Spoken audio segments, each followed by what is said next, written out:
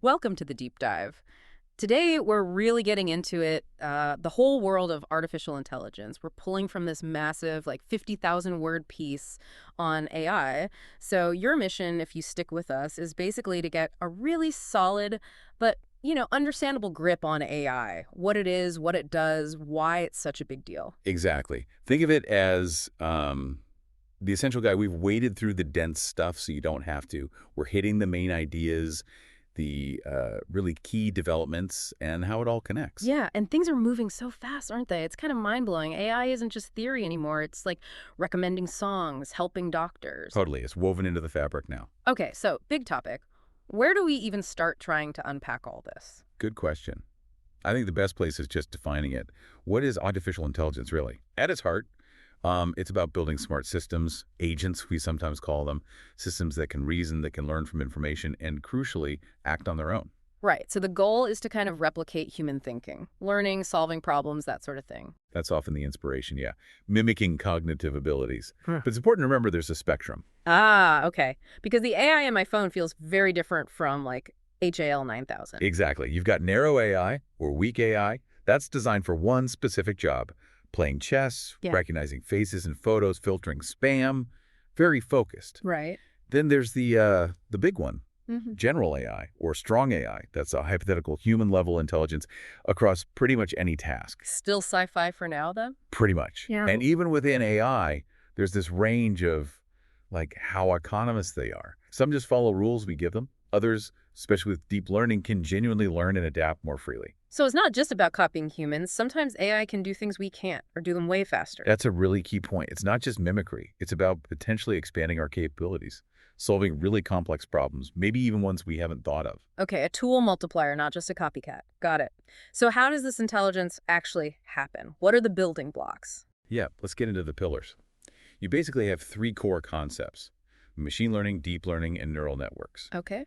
Machine learning, ML for short, is all about algorithms learning from data, instead of programming every single rule. You just feed it data and it figures things out. Pretty much. It learns patterns, makes predictions. That's the core idea. And there are different ways it learns. Yep. There's supervised learning, where the data has labels, like showing it pictures of cats and dogs and telling it which is which. Okay, learning with answers provided. Right. Then unsupervised learning, no labels. The AI has to find patterns and structures all by itself in the raw data. Like finding hidden groups in customer data or something. Exactly. And then there's reinforcement learning. That's learning by trial and error, getting rewards for good actions, penalties for bad ones. Think training a robot dog.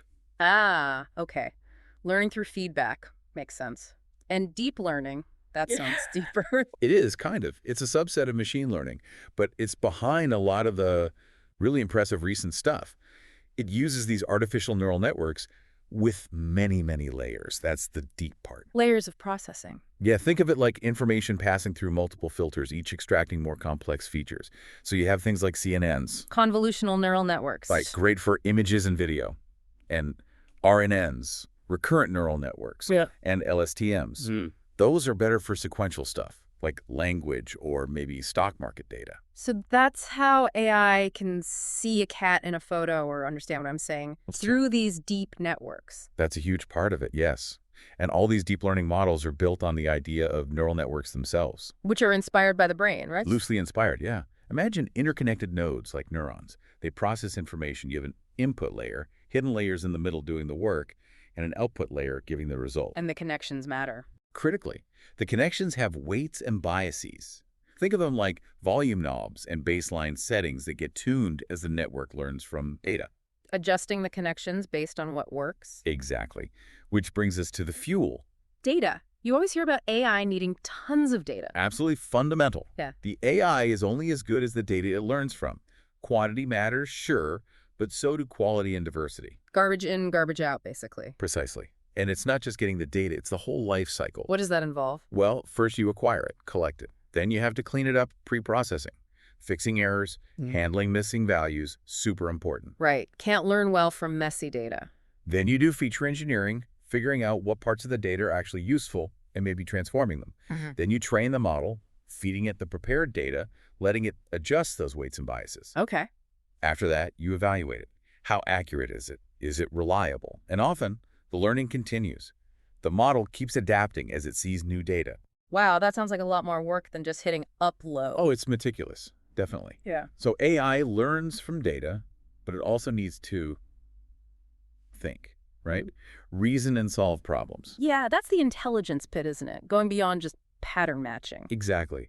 Early AI used rule-based systems, basically complex if-then statements programmed by humans. Like a giant decision tree. Kind of, yeah. Then there's knowledge representation. How do you structure information so the AI can actually use it? Like building maps of concepts and relationships, semantic networks, ontologies, ways to organize knowledge. Giving it a framework for understanding. Right. And for finding solutions, you have search algorithms, ways for the AI to explore possibilities efficiently, breadth first, depth first, A-star, different strategies, Okay. plus logic and inference, applying formal reasoning, and importantly, planning and making decisions even when things are uncertain, which is most of the real world. It's amazing how many different approaches there are to tackling thinking. Okay, the last piece you mentioned was perception and interaction. How does AI connect to the world? Crucial part, it needs to sense and act. So computer vision lets AI see, interpret images, video, object recognition, facial recognition, understanding a scene. Like in self-driving cars. Definitely. Then natural language processing, NLP, that's understanding and generating human language. Yeah. Text analysis, translation, chatbots. My voice assistant understanding me. Exactly. That also involves speech recognition, voice-to-text, and speech synthesis text back to voice. Okay. Combine AI with physical bodies, you get robotics, AI controlling movement and actions, and making it all usable for us. That's human-computer interaction, HCI. Designing interfaces so we can actually work with these systems. It really is a whole ecosystem of technologies working together. Okay, foundations covered. Let's talk applications. Where is all this stuff actually being used? It feels like everywhere now. It really is spreading rapidly. Let's start with something many of us interact with, content creation. AI writing articles, generating images, still feels a bit wild. It's happening. Large language models are powering tools that write articles, marketing copy, even code or scripts. And visually, you have diffusion models, GANs. They can create incredibly realistic or artistic images just from text descriptions. I've seen those. Pretty amazing. Sometimes uncanny. Definitely. And it's moving into music generation, even basic video creation from text or images. Plus, as you mentioned, AI helping developers write code, suggesting fixes, boosting productivity. Okay, so content creation is being transformed. What about customer service? We've all dealt with chatbots. Yeah, that's a huge area. AI chatbots and virtual assistants provide that 24/7 support. Chatbots handle common questions, basic issues. Virtual assistants can do more schedule things, place orders. Key tech there is natural language. Understanding NLU, figuring out what the customer means, and sentiment analysis, reading the mood. Trying to tell if I'm getting angry. Basically, yes. Eh. And integrating with CRM systems means they can personalize the interaction while pulling up your history. It's aiming for seamless support across channels. Right. Okay, shifting to a really critical area, healthcare. The potential seems enormous. It really is. Medical image analysis is a big one. AI helping radiologists spot signs of disease in X-rays, MRIs, CT scans, sometimes finding things human eyes might miss. Wow. It's speeding up drug discovery, identifying potential candidates much faster. Personalized medicine tailoring treatments based on your specific genetic makeup. Lifestyle data AI is key to analyzing all that complexity. That's the future. It seems to be heading that way. Plus, robotic surgery assisted by AI for more precision, using AI to predict disease outbreaks or identify at-risk patients, and powering telemedicine platforms. Incredible impact potential. Okay, what about getting around? Transportation. Self-driving cars are the obvious one. Absolutely. Autonomous vehicles rely heavily on AI. Computer vision interprets sensor data cameras, LiDAR, radar to see the road. Right. AI algorithms plan the route, make driving decisions in real time. Sensor fusion combines all that incoming data. Machine learning helps them learn from driving patterns to get safer. It's a whole different level of complexity. It is. And you also have AI optimizing traffic flow, managing fleets of vehicles, coordinating through V2X communication. It's reshaping logistics too. Okay, industry next. Manufacturing. Seems like a natural fit for AI and automation. Definitely. AI-powered robots are doing assembly, moving materials. Predictive maintenance is huge, analyzing sensor data from machines to predict failures before they happen. Saves downtime, saves money. There's quality control too.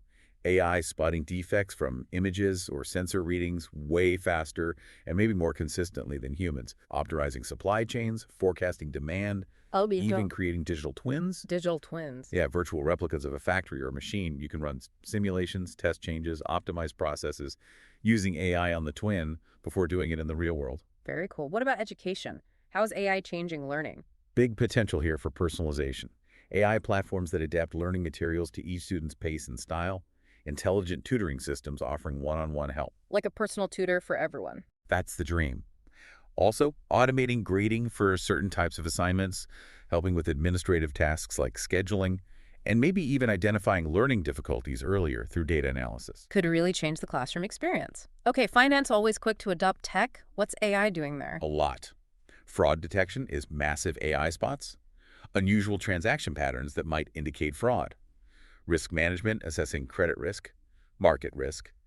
Algorithmic trading, where AI makes buy-sell decisions based on data, is huge. Right, high frequency trading and all that. Exactly.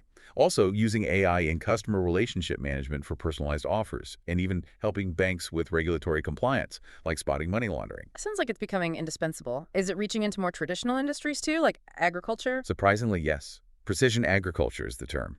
Using AI with drone or satellite imagery to monitor crop health. Optimizing irrigation and fertilizer use based on sensor data saving water, resources. Smart farming. Yeah. Autonomous tractors and harvesters are being developed. AI helping with weather forecasting specific to farms, even monitoring livestock health and behavior using sensors or cameras. Amazing. Really touches everything. Okay, what about entertainment? Beyond just recommendations. We touched on content generation, AI music, AI art. Personalized recommendations are obviously huge, powered by ML.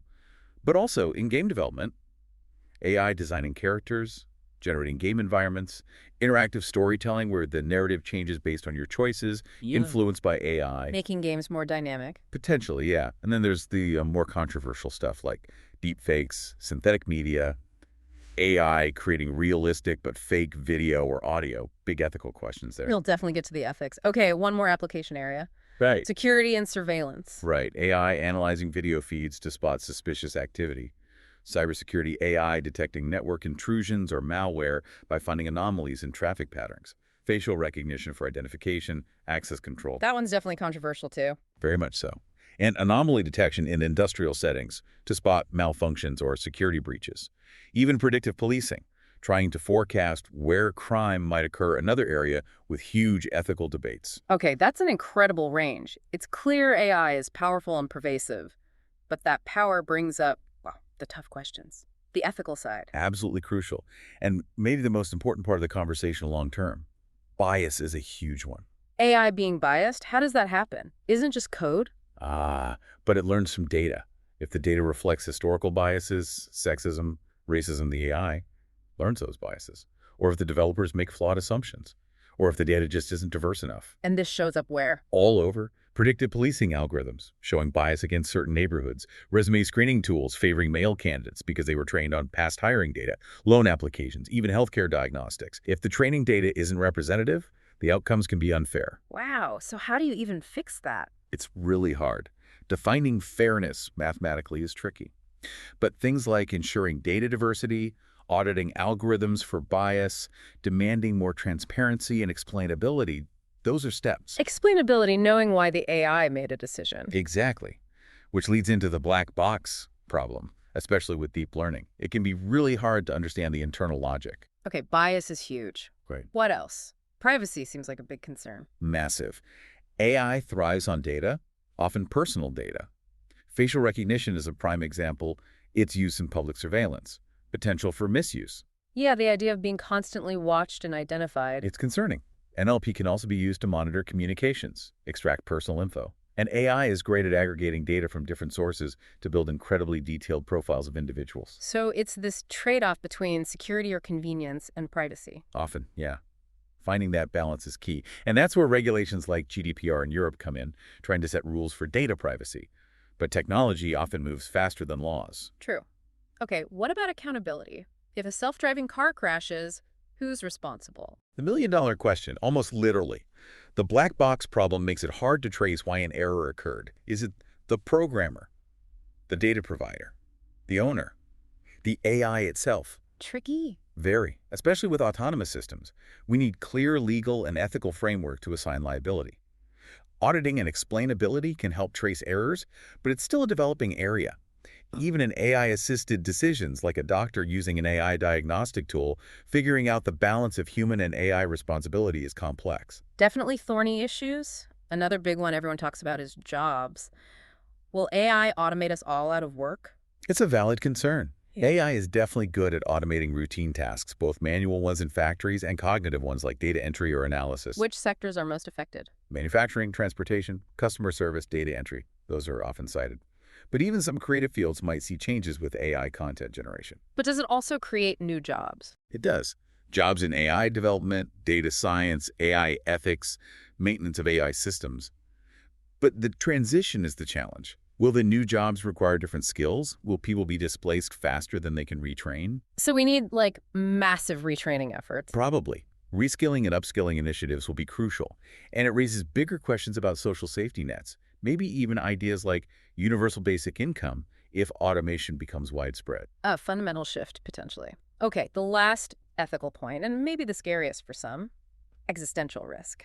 Superintelligence. Yeah, the long-term, more speculative risks associated with artificial general intelligence, or AGI, and potentially superintelligence AI, far surpassing human intellect. This is the Skynet scenario. It's out of the Hollywood version. The real concerns are more nuanced, like the alignment problem. Yeah. How do we ensure that the goals of a highly advanced AI remain aligned with human values and well-being? What if its goals, even if seemingly benign, lead to unforeseen negative consequences for us? Because it might achieve its goal in a way we didn't intend. Exactly. Or the control problem. How do we maintain meaningful control over something potentially much smarter than us? These are theoretical now, but AI safety research is actively working on these problems, thinking about the long-term trajectory. Definitely things to keep an eye on. Okay, we've covered the tech, the uses, the ethics.